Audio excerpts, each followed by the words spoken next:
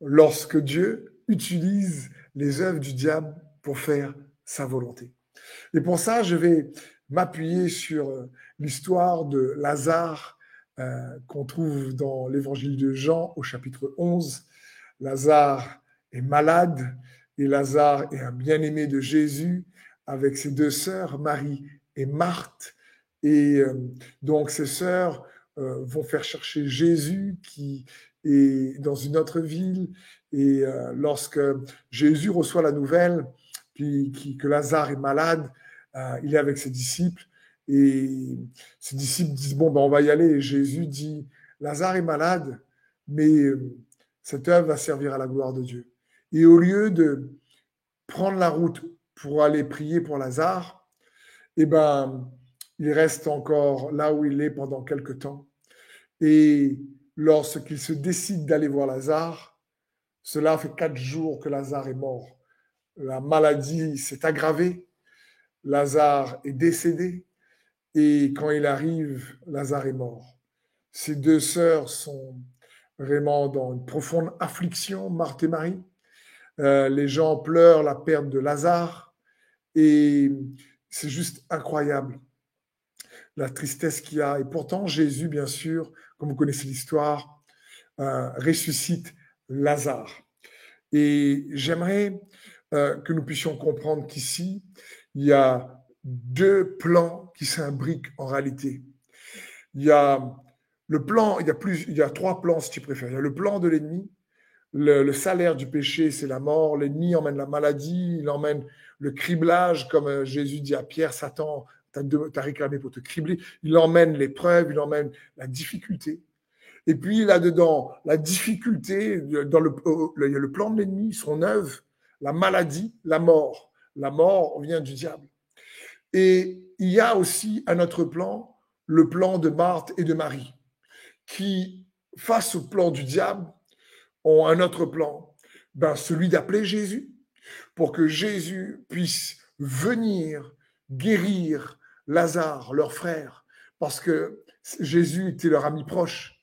Jésus avait vraiment une foule qui le suivait, mais il n'avait pas beaucoup d'amis proches. Il avait ses disciples, certes, mais Lazare, Marie et Marthe, parole de Dieu nous montre qu'ils avaient un cœur, qu'ils avaient une place quand même d'intimité dans la relation avec Jésus particulière. Et là, Marie et Marthe avaient donc ce plan à eux pour faire face au plan de l'ennemi, que Jésus vienne. Mais il y avait un troisième plan qu'ils ne connaissaient pas et que l'ennemi ne connaissait pas. C'était le plan de Dieu que non seulement, pas uniquement de ressusciter Lazare, mais en réalité, le plan de Dieu au travers de cette situation, c'est que Dieu voulait utiliser l'œuvre du diable pour faire avancer sa volonté et son propre plan. Écoutez bien ceci.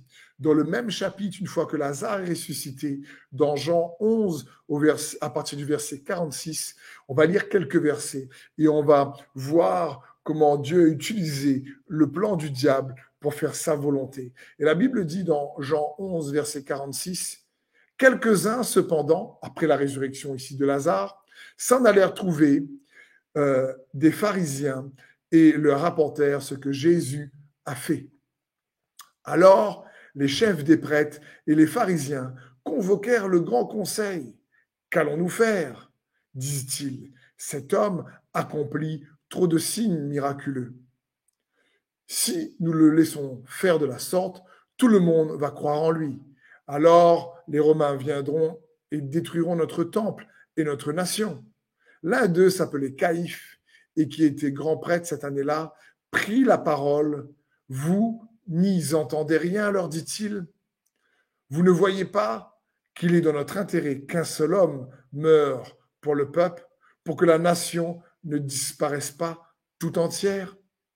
Or, ce qu'il disait là ne venait pas de lui, mais il était grand prêtre cette année-là, et c'est en cette qualité qu'il déclara sous l'inspiration de Dieu qu'il fallait que Jésus meure pour son peuple. Waouh! Comprenons bien. Ce qui s'est passé, la résurrection de Lazare, a déclenché la décision de faire mourir Jésus. Et c'était la destinée, l'agneau immolé avant la fondation du monde, c'était la destinée de Jésus-Christ. Il était venu pour porter nos péchés. Il était venu pour mourir. Et ce qui s'est passé avec la résurrection de Lazare, eh ben, a déclenché alors la décision des autorités religieuses pour chercher comment le faire mourir. Après, ils ont contacté Judas. D'ailleurs, même Judas, quand Satan entra en lui, nous dit la parole de Dieu, eh ben, Dieu utilise l'œuvre du diable pour faire sa volonté. Et ça, je sais qu'on a du mal tous à comprendre. C'est pour ça qu'il nous faut garder la foi en lui, faire confiance.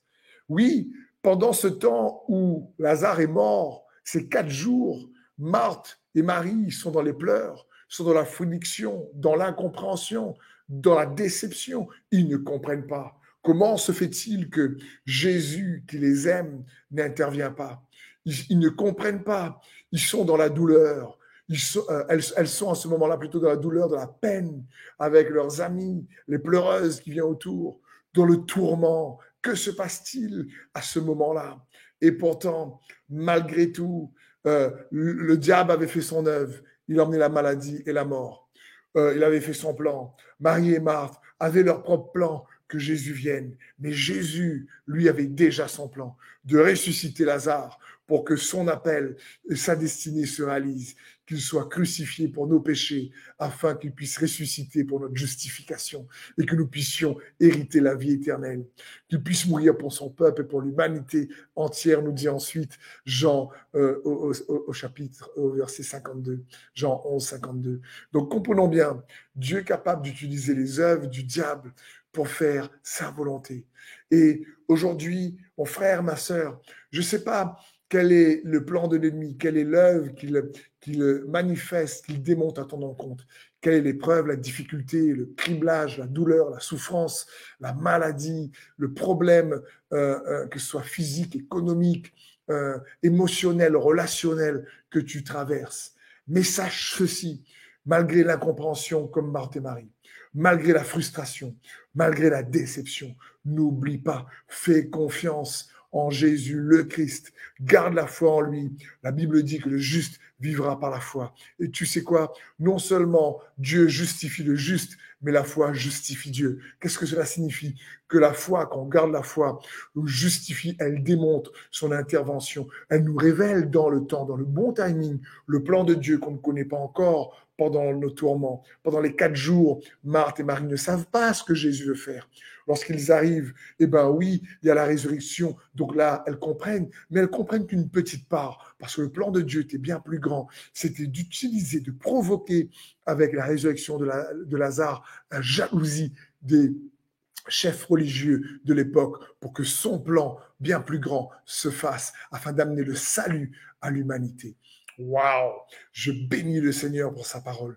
J'espère que cette exhortation t'encourage et je prie que quelle que soit la situation dans laquelle tu te trouves, tu te réalises qu'il y a un plan caché que Dieu est en train de tisser derrière tes difficultés, derrière le plan que l'ennemi a tissé et derrière peut-être ton plan que toi, ton plan d'intervention à toi, ta manière de voir comment Dieu doit intervenir. Mais Dieu a toujours un plus grand plan pour utiliser les œuvres du diable et faire sa volonté, afin que sa volonté, lorsqu'elle éclate, elle fait éclater sa victoire en ta faveur et en sa faveur, afin qu'au travers de ton histoire, eh ben, on puisse voir sa gloire dans le nom de Jésus. Je prie pour cela, pour ta vie, pour ta famille, pour ton couple, pour tes enfants, que son plan se révèle. Dieu est un Dieu stratégique. Il ne manque jamais de stratégie pour intervenir en ta faveur, car toute chose concourt au bien de ceux qui aiment Dieu et de ceux qui marchent selon son plan parfait.